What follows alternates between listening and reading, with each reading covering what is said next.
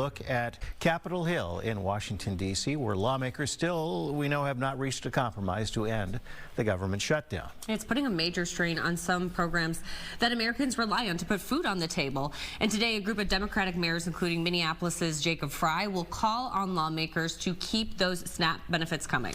Our Bill Keller joins us live with more on what is happening today. Bill, good morning. Good morning, guys. Yeah, we are 30 days into the government shutdown, and unless something changes, nearly 500,000 Minnesotans could soon be struggling to put groceries on the table. This afternoon, those Democratic mayors with the association, they're going to implore lawmakers to end the partisan gridlock before families are forced to go hungry. More than 40 million Americans in all rely on those SNAP benefits to feed their families. That includes about 440,000 people right here in Minnesota. Now, earlier this month, the program had actually stopped approving any new applications until the shutdown is over, and in just 2 days, the money will run out.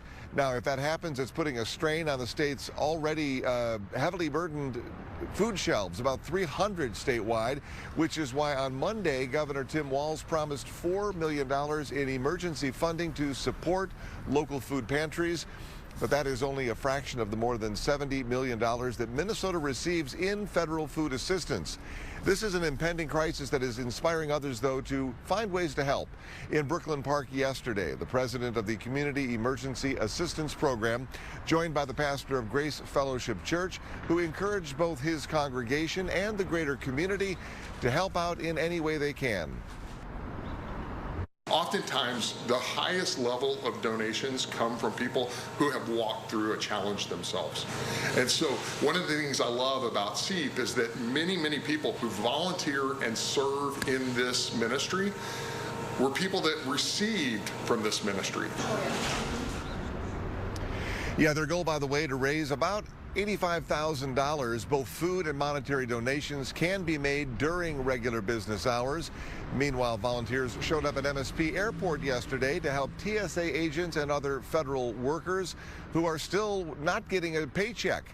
They're working but not getting paid. Second Harvest Heartland gathering people to help pack emergency food boxes filled with things like pasta, pancake mix, and canned food items, all part of the effort to help those essential employees make ends meet until their paychecks resume.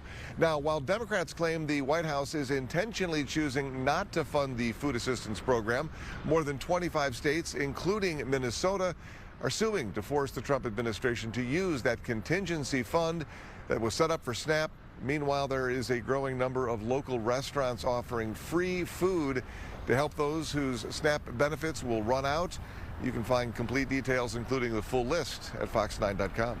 Back to you. Yeah, help is out there. Important to note. All right, Bill Keller live in Minneapolis. Thank you, Bill.